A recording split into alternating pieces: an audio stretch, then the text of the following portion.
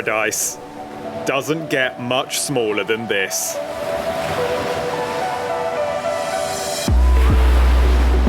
Located between Thailand and Malaysia, Koh Lipe is only 2 kilometers long. But what it lacks in size, it makes up for in crystal clear waters, stunning white sand beaches, and a complete lack of any roads or cars. And with views like this, it's no wonder that it's become known as the Maldives of Thailand. My name is Ryan, and welcome to Koh Lipe, Thailand's tiny paradise.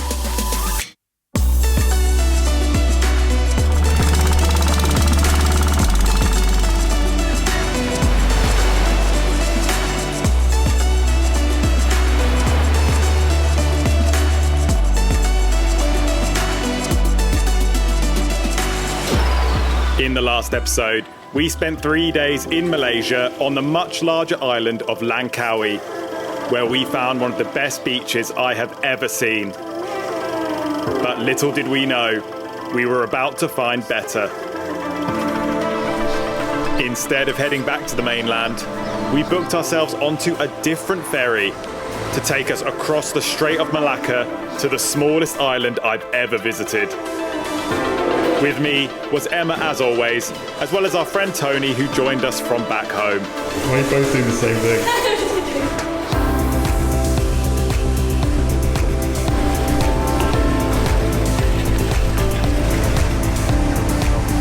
After an hour and a half at sea, the ferry moored up slightly offshore,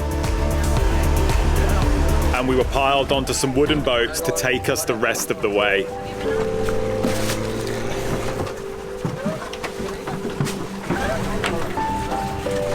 And almost immediately, we could tell this place was pretty special.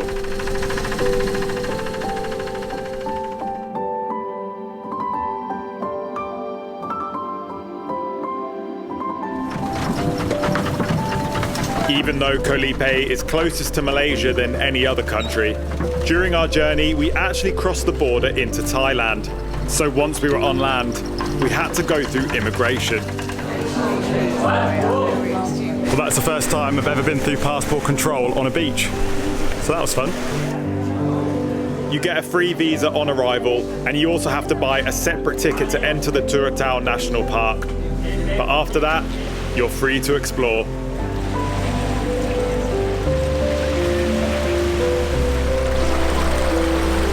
We've made it to Koh Lipe, and I don't think I've ever seen water this blue in my whole life.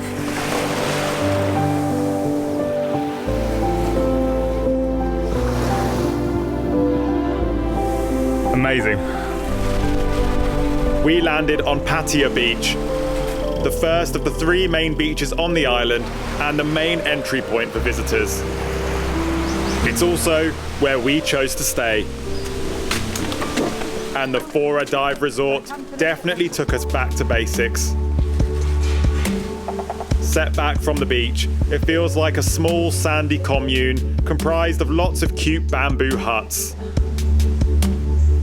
This is proper island living. Inside, we had some really cool wooden bunk beds. It's so cool! And our private terrace even had its own hammock. It was a great place to relax and get acquainted with the local wildlife. What do you need, son? You've got a lovely cat. We also got acquainted with the manual flush toilet. In the evenings, Pattaya Beach has some really nice and relaxed nightlife. It's a really good spot for some sunset views. And there are loads of bars and restaurants lining the beach, so you can sit on the sand by a fire pit and enjoy a few drinks. There's even live music to be found most nights, so it's a really good area to stay in.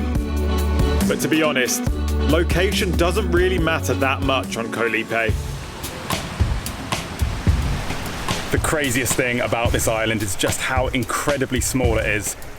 You can walk around the entire circumference in just 30 minutes, and from where we're staying on Pattaya Beach, you can walk to either Sunrise or Sunset Beach in just 15 minutes.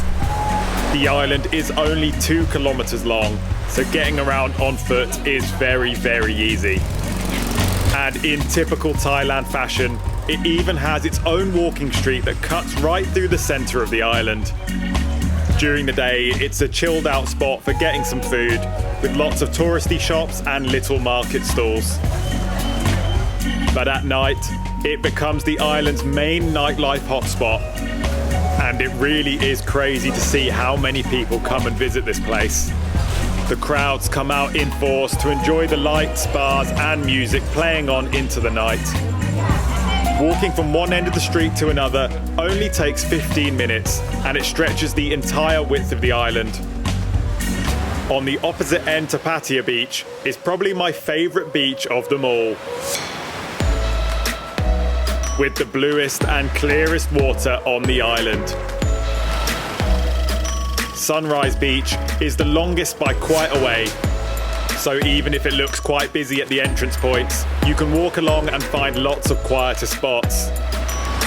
And I mean, just look at these views. The crystal clear water makes this the best place in Thailand for scuba diving. It's also a really great place to do some snorkelling. And there is plenty of life in the water. In fact, you can see 25% of the world's tropical fish from its shores.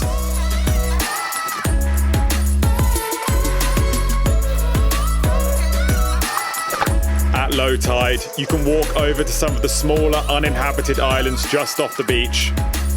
And there are lots of island hopping trips you can take to the many sites of the national park. But I recommend one short trip in particular. From Sunrise Beach, you can grab a taxi boat over to a much more underdeveloped island called Koh Adang. And once you're on there, you can hike up to some amazing views of Koh Lipe and all of the surrounding islands. The taxi boats cost 100 baht per person for a return journey, and the boatman will come back and get you at whatever time you want.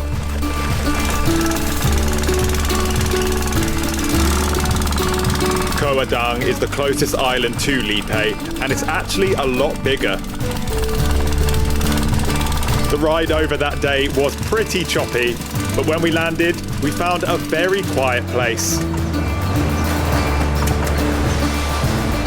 But we came looking for a climb. The steep path up the side of the island is home to 3 different viewpoints. You just have to go and find them. Luckily, there are lots of ropes to help you up. Just make sure you wear some good shoes for grip, not flip-flops like we both did. Eventually, the trail opens up and you start to see why you made the climb.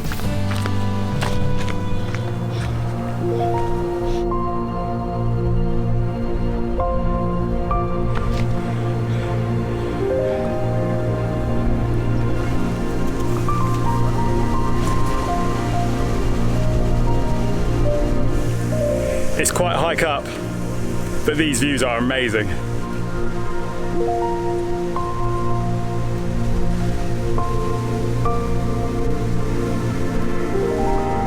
The path up to the final viewpoint is the steepest of them all, but the highest vantage point definitely gives the most impressive views.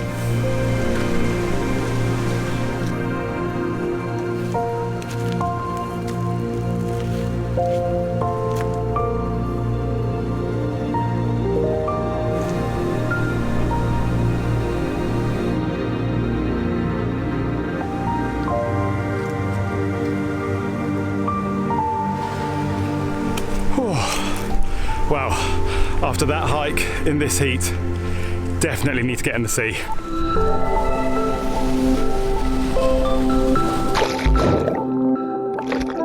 Back on Lipe, there's one more beach on the island that you could walk around to from Sunrise Beach.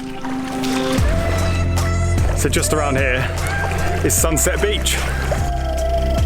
This is the smallest of the 3 main beaches, but there's still a few places to grab a drink or a fresh coconut. As its name suggests, it's a very popular place for sunset views, and as a result, it does get quite busy at that time. But to be honest, I thought the evening views from Pattaya Beach were nice too, and you have some more bars and restaurants to choose from there.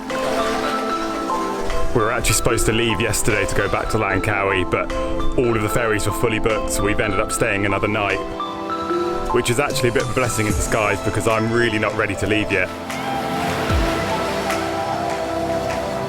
It's really touristy here, there's not that much to do, but I just love it. We reluctantly climbed onto a speedboat to take us back to Malaysia, which ended up being a pretty wild ride back to the mainland.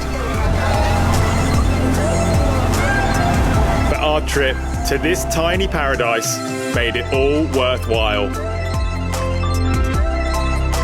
Thank you so much for watching this video. If you liked it, make sure you leave it a like and subscribe to the channel.